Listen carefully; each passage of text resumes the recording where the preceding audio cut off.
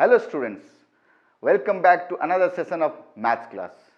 In our last session, we have studied about some concepts of congruency of triangle. In our previous class, we were discussing about exercise 7.3. Now, we will go through the remaining part of the exercise. So, students, let us discuss question number 2. What it says?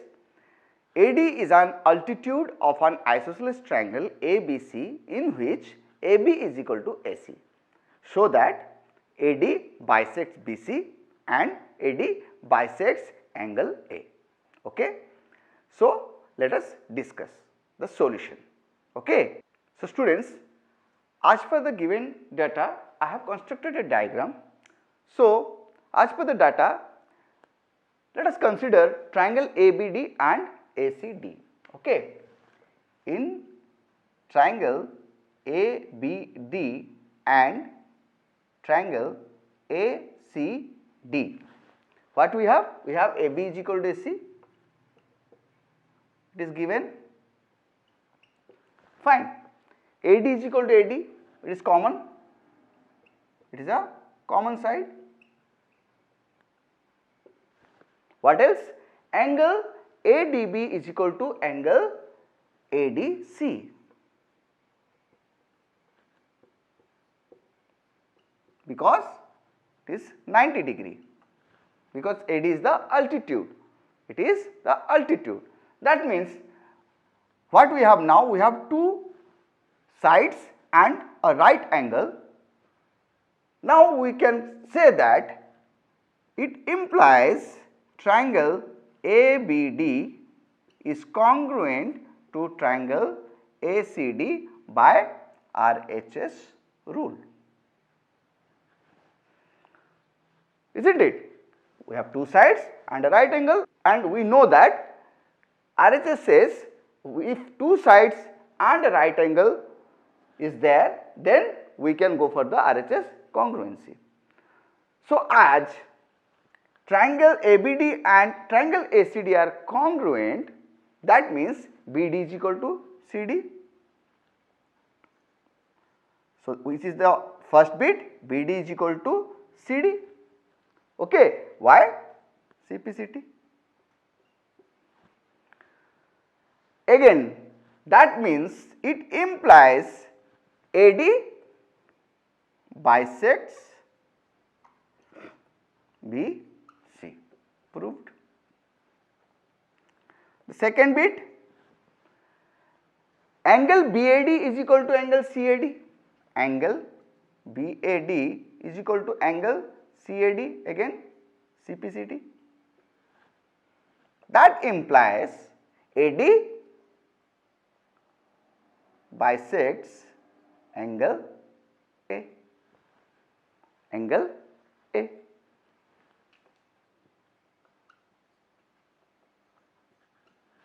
In this way, we have proved both bit 1 and bit 2 of question number 2. Hope you have understood it. Students, let us now discuss the remaining part of exercise 7.3. Question number 3. It says two sides AB and BC and median AM of one triangle ABC are respectively equal to sides PQ and QR and median PN of triangle PQR. You can see the figure given in your book. I have also drawn the same figure in the whiteboard. So, now we have to show that triangle ABM is congruent to triangle PQN and triangle ABC is congruent to triangle PQR. So, let us go through the solution. Students, M and N are midpoints of BC and QR respectively, because AM and PN are median, isn't it? So, now first what we have to prove? We have to prove triangle ABM is congruent to triangle PQN, and we know that M is the midpoint of BC. So, as M is the midpoint of BC, we can write that BM is equal to half BC and Qn is equal to half QR, isn't it? Because M and N are midpoints respectively. Fine. Now what else? We have BC is equal to QR is equal to QR, it is given. Fine. And half BC is equal to half QR, that means BM is equal to QN. That implies half BC is equal to half QR. So we have found out half BC is equal to BM. That implies BM is equal to QN, because half QR is your QN, isn't it? Now let us mark this as equation 2. Fine. And now we are going to prove the congruency part. Okay. In triangle ABM and triangle PQN. Triangle ABM and triangle PQN, we have AB is equal to PQ, it is given. Okay, AB is equal to PQ, it is given. Again, AM is equal to PN, it is also given.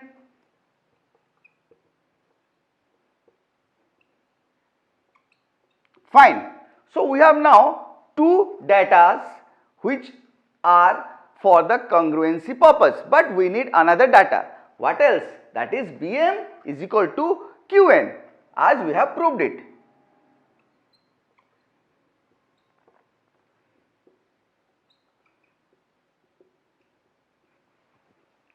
Isn't it? So we have now three datas for the congruency purpose, so that triangle ABM is congruent to triangle PQN by SSS rule of congruency.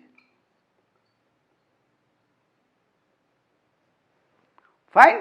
So triangle ABM is congruent to triangle PQN. So we have solved the first bit. Now let us go for the second bit. Okay. Students, from the previous result we have found that angle ABM is equal to angle PQN. Okay. Angle ABM is equal to angle PQN. That implies angle ABC is equal to angle PQR, isn't it? Because angle ABM is equal to angle PQN, that implies angle ABC is equal to angle PQR. Now let us consider triangle ABC and PQR.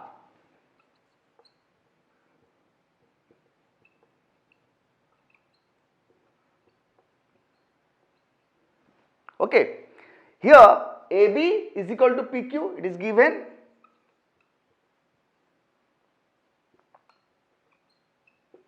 Fine. BC is equal to QR.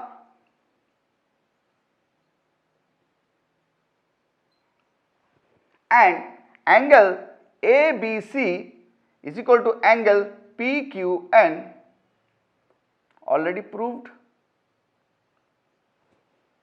Fine. So we have now three datas, and let us find whether they suffice the congruency rule. So we have two sides AB and BC which are equal to PQ and QR respectively, and the angle included angle, that is angle ABC, is equal to angle PQR. That means they satisfy the rule of congruency, side, angle and side. So that's why triangle ABC is congruent to triangle PQR by SAS rule of congruency. So students, in this way we have proved that triangle ABM is congruent to triangle PQN and triangle ABC is congruent to triangle PQR. Hope you have understood this. Students, let us now discuss question number 5. It says, ABC is an isosceles triangle with AB is equal to AC. Draw AP perpendicular to BC so that angle B is equal to angle C. So let me draw the diagram first, then we will discuss the solution. Okay, students, I have drawn the diagram as it is given in your book. You can refer your book or you can see over here. Consider triangle APB and triangle APC. In triangle APB and triangle PC, what we have? We have AB is equal to AC. It is given.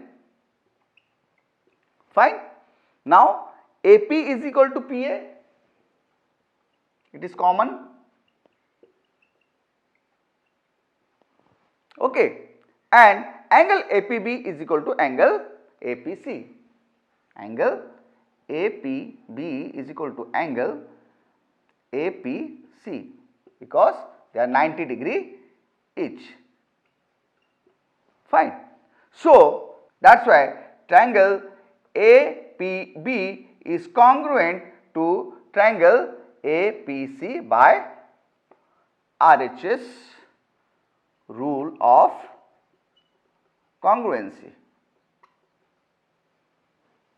Okay, as these two triangles are congruent, that implies angle B is equal to angle C, CPCT. Fine. So now we have completed exercise 7.3. Let us now discuss some more concepts about the triangles. Okay, students, now we will discuss about inequalities in a triangle. So far we have been mainly studying the equality of sides and angles of a triangle or triangles.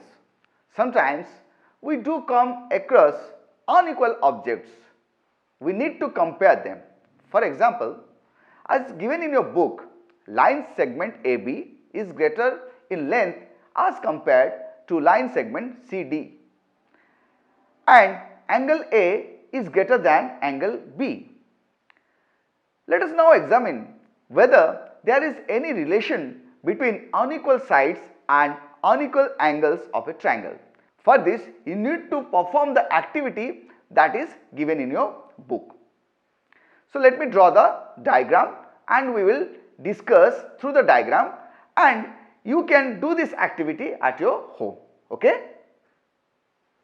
Students, for this activity, you need to fix two pins on a drawing board, say at B and C, and tie a thread to mark a side BC of a triangle.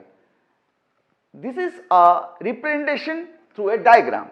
In the same way, you have to fix two pins at point B and C and tie a thread such as it will create a line segment, say BC.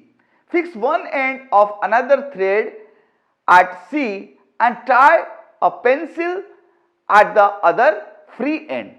Mark a point A with the pencil and draw triangle ABC as it is shown in your diagram.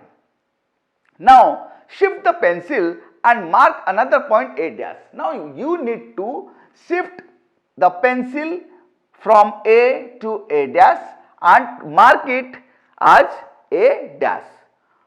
Okay, on CA. CA. So you need to maintain the direction of CA on that line CA. You need to shift the pencil up to point A dash. Okay.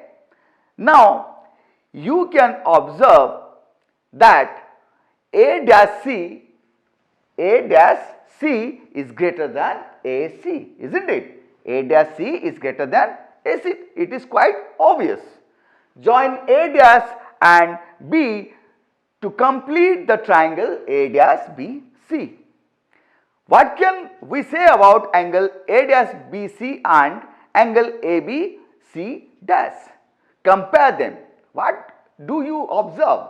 Clearly, angle A dash BC is greater than angle ABC, isn't it? So, you can continue to mark more points on CA extended. We can extend this line up to infinity and we can have multiple points on that particular line. And when we connect those points to B, we will have multiple triangles as well, as we have triangle A-BC. So we can go up to A double dash and we have a triangle A double dash BC. Then also we find that A dash C is greater than AC and angle A dash BC is greater than angle ABC. So from this we can find a pattern, isn't it? Whenever the length of the line increases, the angle at point B also increases.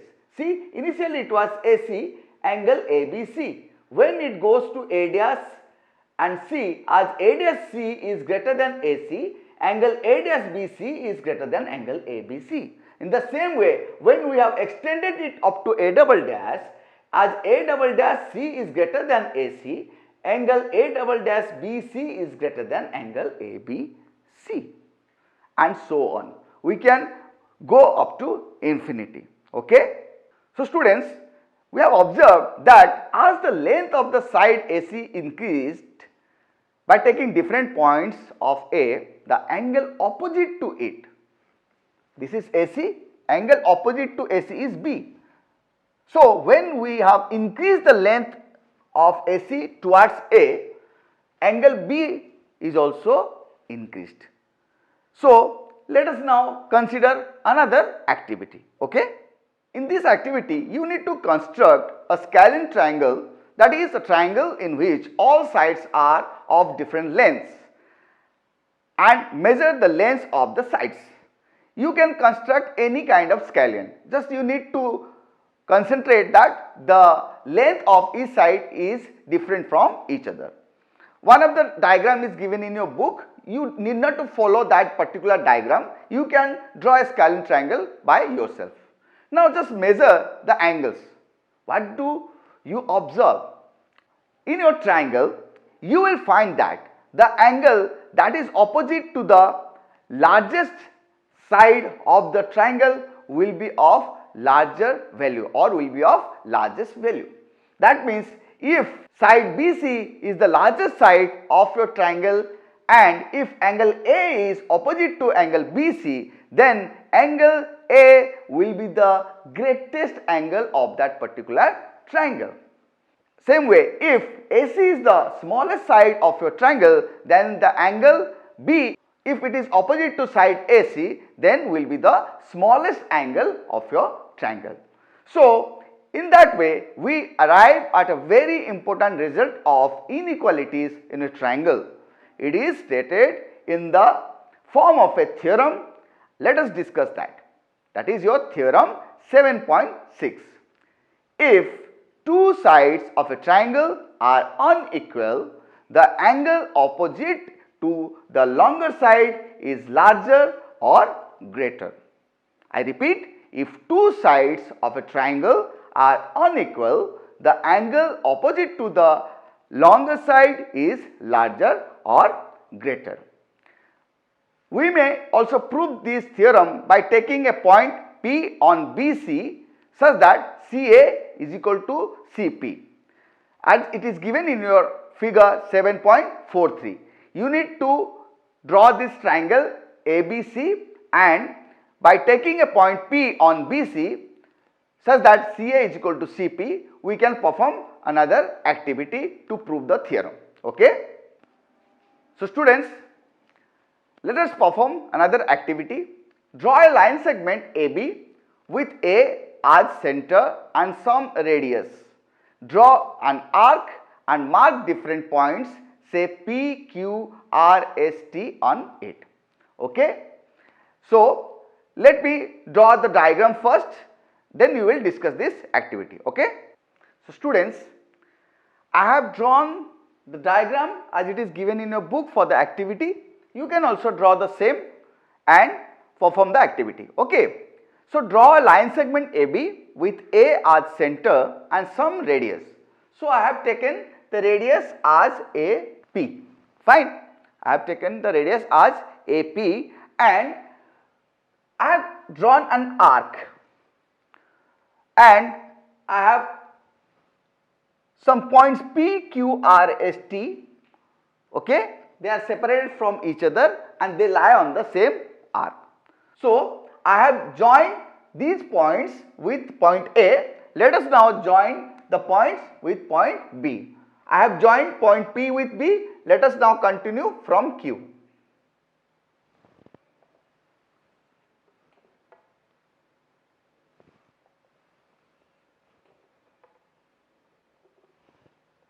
Students, you need to do the same with your geometrical instruments on your notebook so that you can understand this better. Okay. Now see, we have triangle APB, AQB, ARB, ASB and ATB with us. Fine. Now, what we observe that when we go from P towards T, okay, when we go from P towards T, the length of AP increases gradually. AP is smaller than AQ, is smaller than AR, is smaller than AS and is smaller than AT, isn't it? So, length of the side opposite to it, which side? The side that is opposite to angle A.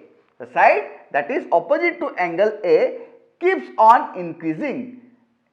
Side opposite to angle A is PB.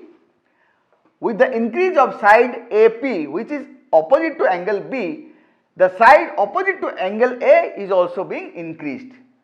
PB is smaller than QB, is smaller than RB, is smaller than SB, is smaller than TB. Isn't it? So now draw any triangle with all angles unequal to each other. Measure the length of the sides. The side opposite to angle A keeps on increasing with the increase in angle. So you can draw any triangle with all angles unequal to each other. Measure the length of the sides. Observe that the side opposite to the largest angle is the longest. As given in your book, in figure 7.45, angle B is the largest angle and AC is the longest side. You can repeat this activity for some more triangles and you will see that the converse of theorem 7.6 is also true. In this way, we arrive at the following theorem, that is theorem 7.7. In any triangle, the side opposite to the larger or greater angle is longer. This theorem can be proved by the method of contradiction. Now, take a triangle ABC and in it find AB plus BC, BC plus AC and AC plus AB. What do you observe?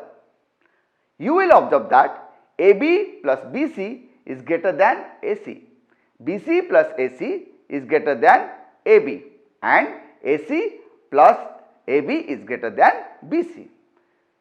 You can repeat this activity with other triangles and with this you can arrive at the following theorem, that is theorem 7.8. The sum of any two sides of a triangle is greater than the third side. I repeat, the sum of any two sides of a triangle is greater than the third side. As it is given in figure 7.46, observe that the side BA of triangle ABC has been produced to a point D such that AD is equal to AC. Can you show that angle BCD is greater than angle BDC and BA plus AC is greater than BC? Have you arrived at the proof of the above theorem? Let us now take some examples based on these results. Okay, so we will discuss example 9. Students, let us discuss example 9. It says D is a point on side BC of triangle ABC such that AD is equal to AC. The figure is given in your book, and I will also draw the figure and we will discuss the solution. And the question demands to show that AB is greater than AD. So let me draw the diagram first, then we will discuss the solution part. Okay? Students, I have drawn the figure as it is given in your book. In triangle DAC, AD is equal to AC. Okay?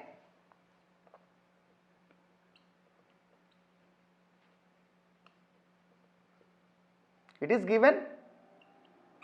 Fine. Then angle ADC is equal to angle ACD. That implies angle ADC is equal to angle ACD. Why? Because they are angles opposite to equal sides. Now, angle ADC is an exterior angle for triangle ABD. Angle ADC, it is exterior. Exterior angle to triangle ABD. Okay. So, angle ADC is greater than angle ABD. That implies angle ADC is greater than angle ABD. Or we can say angle ACD is greater than angle ABD, or angle ACD is greater than angle ABD.